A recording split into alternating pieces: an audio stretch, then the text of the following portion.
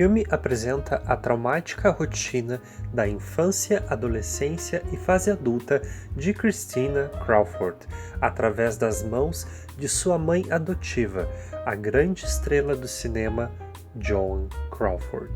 Todo mundo que é cinéfilo, adorador do cinema, quer saber sobre os bastidores do cinema, os bastidores das estrelas de Hollywood, os bastidores de grandes filmes, principalmente na era de ouro de Hollywood, nos anos 30, 40, 50.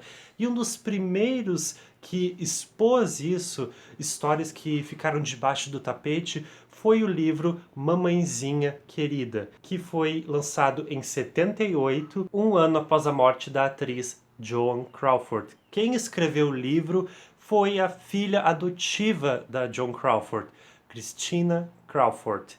E ela expõe todas as maldades que a Joan fez para os filhos. Como a atriz era alcoólatra, como ela bebia muito, como ela maltratava. O livro se tornou um best-seller e se tornou uma das primeiras histórias que expôs a vida pessoal de uma grande artista da era de ouro de Hollywood.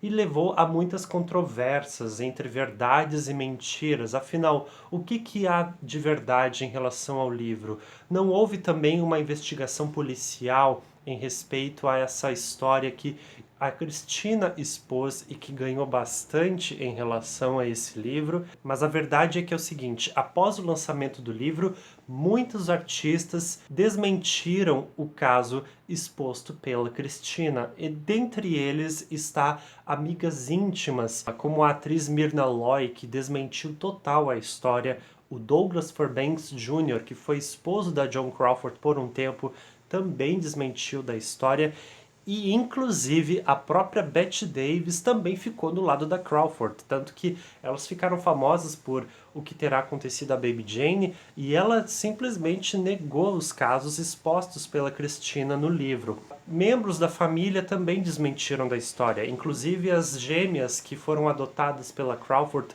anos depois da Christina ser adotada também desmentiram a história. Falaram que a Joan tinha um tratamento, uma educação mais rígida com os filhos, mas nada perto do que está exposto no livro.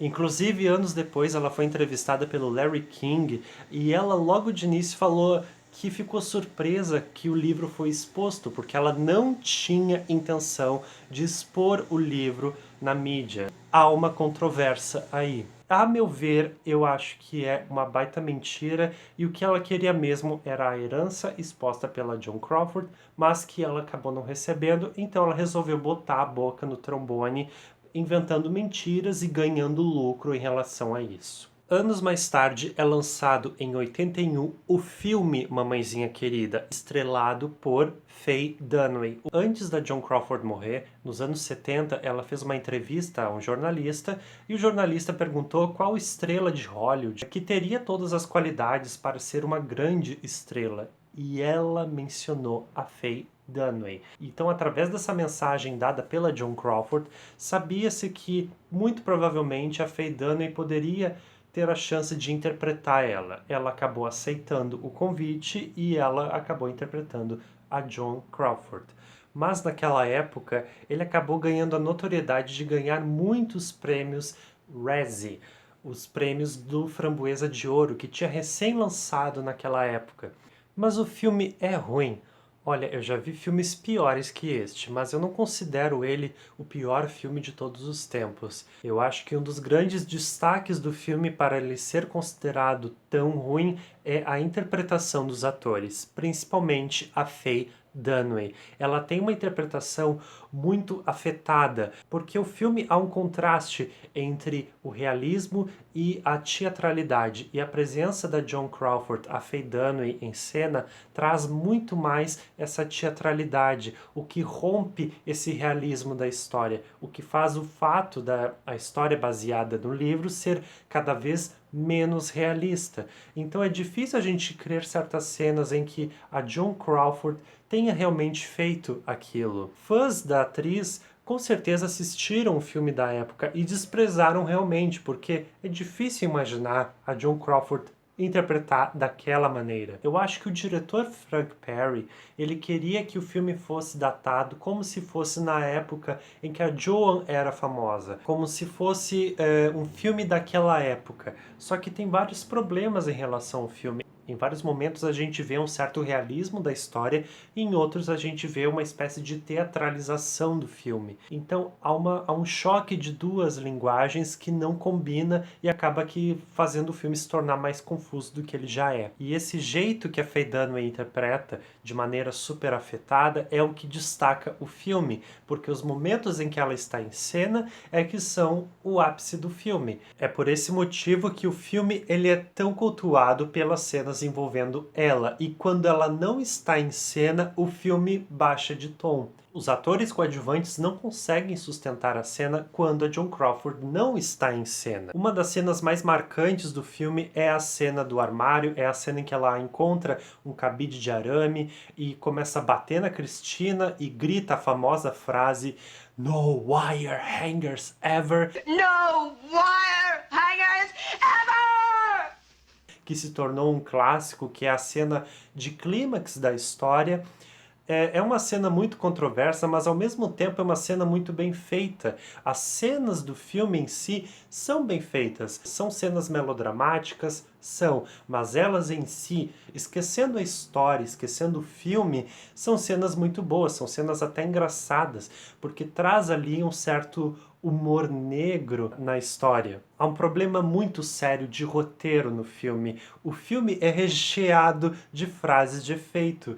E o filme ficou famoso muito por essas frases de efeito. Helga, I'm not mad at you. I'm mad at the dirt. Yes. Tina! Bring me the axe! Barbara, please! Please, Barbara! What? Because I am not one of your fans!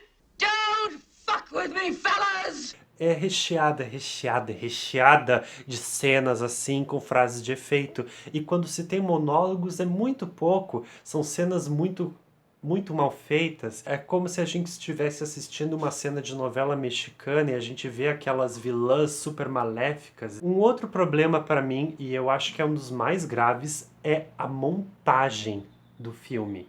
A montagem do filme é muito, mas muito mal feita. Em um dado momento, por exemplo, a gente tem a famosa cena em que a Joan Crawford ganha o Oscar de melhor atriz. Ela recebe o Oscar em casa. Isso realmente aconteceu. Ela não foi para a cerimônia e quando ela ganhou o Oscar, o único da carreira dela, por Mildred Pierce, ganha o Oscar em casa. É uma cena muito bonita, é uma cena realmente memorável. Ela ganha o Oscar de melhor atriz. E a cena é cortada pela famosa cena do No Wire Hangers Ever. Então há um contraste muito brusco entre uma atmosfera e outra. Em um momento que ela está feliz com os filhos e com a Cristina, ela tem um momento de fúria total em relação a Cristina. Então é difícil ver um filme desse jeito, com tanto contraste e tanta confusão em cena. Um outro exemplo é uma cena em que a Joan leva a Cristina para um colégio interno, um colégio de freiras. Ela já está mais velha,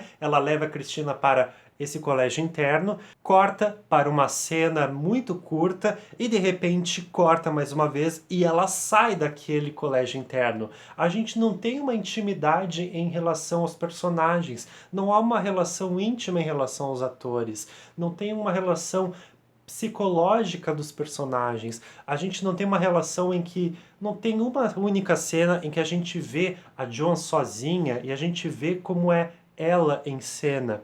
Porque o filme é do ponto de vista da Cristina, só que ela é coadjuvante. E o filme trata a Joan como a vilã. Há um maniqueísmo ali entre o vilão, a vilã malvadona, e a criança, que é a mocinha, que sofre e que tenta fazer as bondades dela e tudo. Há uma confusão muito forte ali. Não há uma relação também da empregada com a Joan. Não há uma relação íntima entre os atores. Eu acho que é isso que falta, esse núcleo, essa intimidade com o personagem, para a gente entender o que se passou naqueles dias com a Christina e a Joan. O filme é do ponto de vista da Christina, então certas cenas a gente pode interpretar como se fosse o ponto de vista de uma criança. Quando uma criança faz maldade, os pais dão a lição nela. E às vezes, para o ponto de vista da criança, aquilo pode ser dado como uma maldade, uma reação muito ruim aos pais. Esse é um dos grandes problemas do filme. E o filme ganhou o Framboesa de Ouro de pior atriz, pior ator coadjuvante, pior atriz coadjuvante, pior roteiro, pior direção e pior filme. E quando a década de 80 fechou, ele ganhou o prêmio de pior filme da década, o que acabou atingindo em cheio a atriz Faye Dunaway, a ponto dela nunca mais ter feito algum papel interessante nos filmes seguintes, após a realização de Mamãezinha Querida. Mas, felizmente, o filme ficou cultuado anos depois, se tornou um clássico cult, e até hoje ele é reverenciado como um clássico cult, principalmente pela comunidade LGBT, e principalmente pelo programa RuPaul's Drag Race, já que algumas participantes interpretaram a Crawford utilizando as frases do filme. Eu acho que, de certa forma, essas estrelas de Hollywood que sobreviveram e que são eternas graças ao cinema, são eternas e inquebráveis. Mesmo que a Jessica Lange tenha interpretado ela na série Field, eu acho que essas estrelas são inquebráveis. Não existe como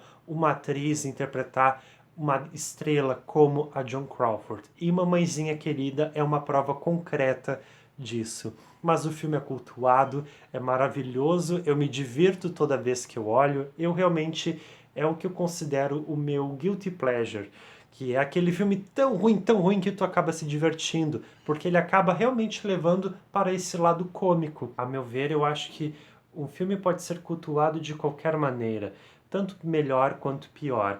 O importante é sobreviver ao tempo. E esse filme sobreviveu ao tempo. Até hoje é cultuado. Então é melhor ser lembrado dessa maneira do que ser esquecido. Um eterno cult.